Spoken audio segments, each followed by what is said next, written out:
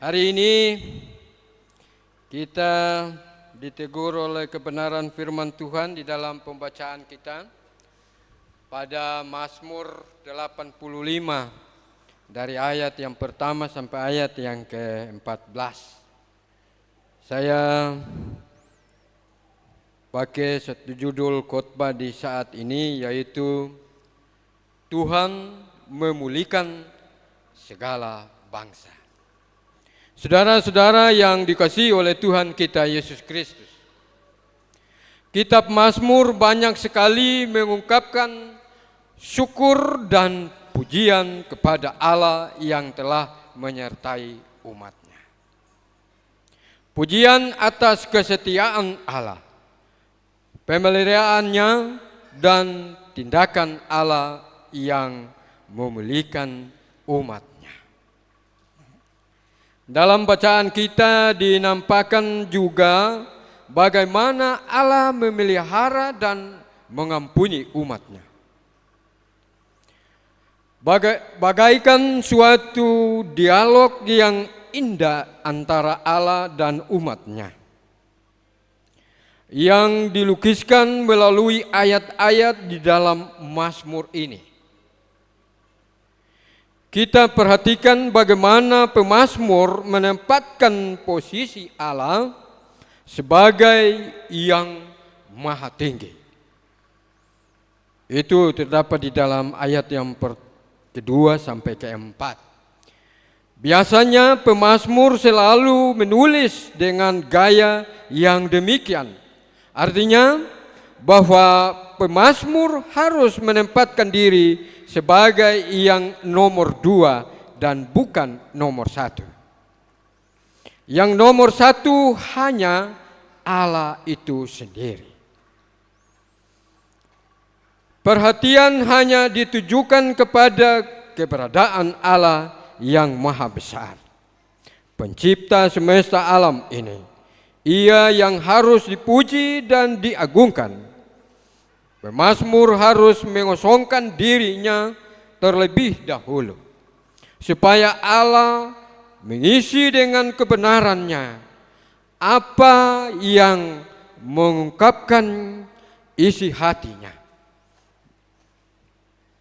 Ia tahu bahwa situasi sudah memungkinkan untuk berbicara, untuk menyatakan apa isi hati dari pemazmur atau umat Tuhan.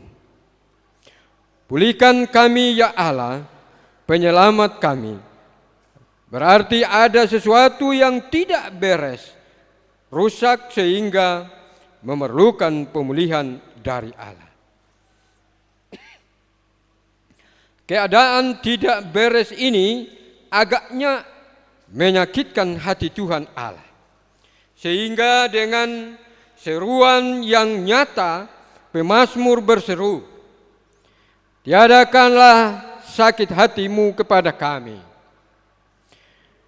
Perasaan tidak beres ini agaknya menjadi duri penghalang dalam tindakan pemazmur. Umatnya sehingga mutlak dan perlu dihapuskan. Apakah ada reaksi dari Allah? Desakan yang bertubi-tubi kepada Allah supaya segera turun tangan. Jangan biarkan kami dalam kesusahan. Desakan ini memuncak dalam ayat yang ke-6 sampai ke-8. Untuk selamanya kah engkau murka atas kami dan melanjutkan murkamu turun-temurun? Dalam situasi yang penuh dengan ketegangan seperti itu, memang memungkinkan seruan dengan suara keras. Tapi akhirnya pemazmur memahami keadaan dirinya sendiri. Perasaan yang tadinya begitu menggebu-gebu, meluap-luap, kini menjadi tenang kembali. Harus ia akui bahwa Allah itu bukanlah Allah yang tuli, yang tidak mau mendengar suara umatnya. Tetapi Ia adalah Allah yang Maha Pengasih, yang bertindak sangat aktif dalam hidup manusia.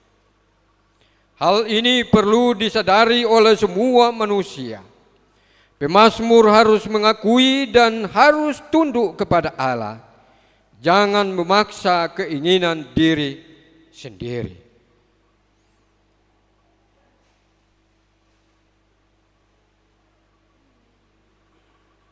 Katanya, aku mau mendengar apa yang hendak difirmankan Allah.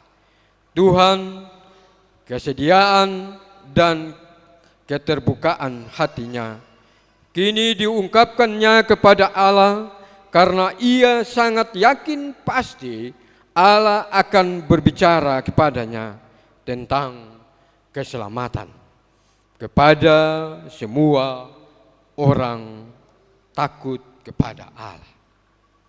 Saudara-saudara yang dikasihi oleh Tuhan kita Yesus Kristus, keselamatan yang dijanjikan Allah itu tidak saja menyangkut jiwa, tetapi juga menyangkut kebutuhan tubuh, makanan jasmani, di mana Allah akan memberikan kebaikan dan negeri kita akan memberi hasilnya. Ini memang sangat mengembirakan kita. Pemazmur sendiri menyadari betapa keadaan umat Tuhan waktu itu, yang penuh dengan ketidakpuasan, pemberontakan, penyalahgunaan, penyelewengan. Karena itu, pemazmur mengiring mereka agar cepat memandang kepada Allah, memohon pertobatan dan pengampunan dosanya. Tema kita mengatakan Tuhan memulihkan segala bangsa. Memang Allah datang untuk memperbaiki semua yang telah rusak. Ia datang dengan kasih dan kesetiaannya. Dengan Shalom Allah ini, maka semua umat akan dijadikan baik, hormat dan setia dalam tindakan. Semuanya akan berjalan dengan sangat indah. Kasih dan kesetiaan akan bertemu. Keadilan dan damai sejahtera akan bercium-ciuman. Inilah gambaran bagaimana kepedulian Allah bagi umatnya. Bagaimana kedekatan Allah dengan semua umatnya, di mana saja ia berada. Dalam Mazmur pertama ayat yang ketiga disebut juga bahwa orang benar, yakni orang yang percaya, ia seperti pohon yang ditanam di tepi aliran air, yang menghasilkan buahnya pada musimnya. Apa saja yang diperbuatnya berhasil. Begitulah pemeliharaan Allah.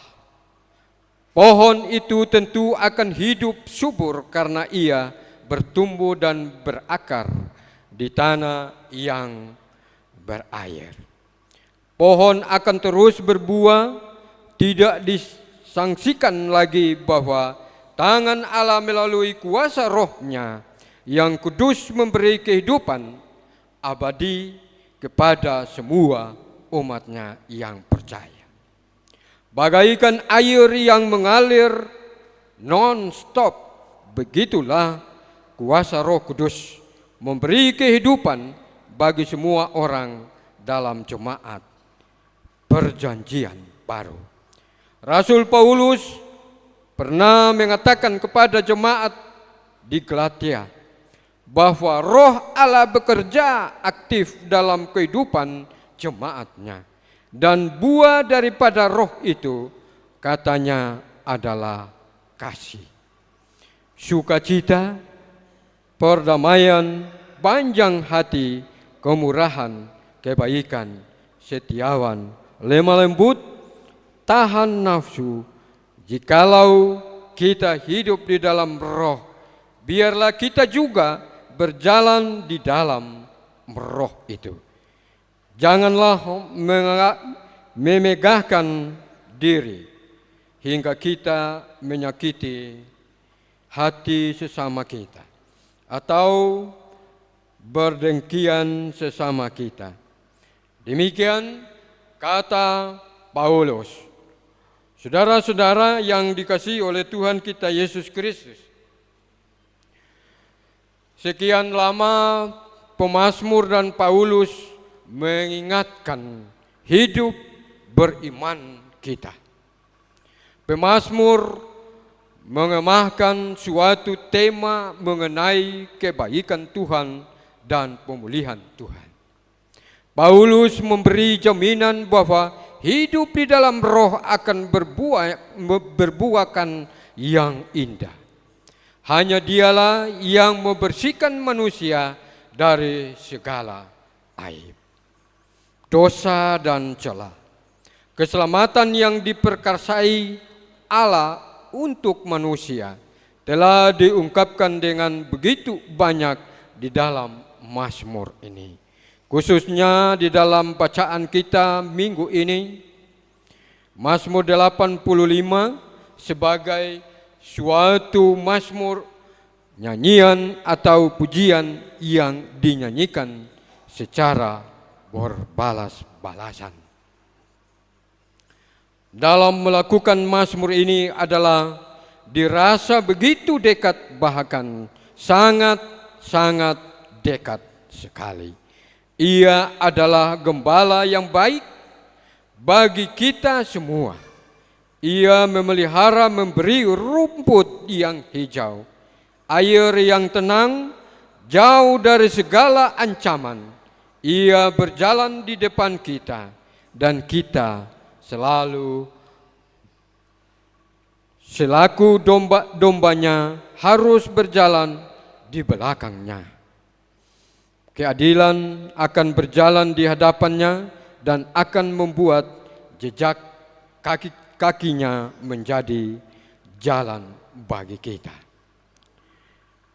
Marilah kita melihat kepada diri kita sendiri sekali lagi, agar kita dapat segera melihat kekurangan dan kelemahan kita. Dan marilah kita serahkan seluruh kehidupan kita kepadanya. Apapun yang kita gumuli, kekecewaan atau keresahan, ketakutan akan masa depan, ada jalan keluarnya. Sekarang saudara-saudara yang dikasihi Tuhan, kepadanya saja Allah memulihkan kita. Allah menjadikan kita baik lagi. Allah Maha mendengar bila orang percaya itu berseru kepada Dia. Pasti Allah yang Maha Kuasa, yang mempunyai kehidupan ini, berikan jawaban yang selalu bersandar kepadanya. Terpujilah nama Tuhan. Tuhan memberkati kita semua dan memberkati firman-Nya. Amin.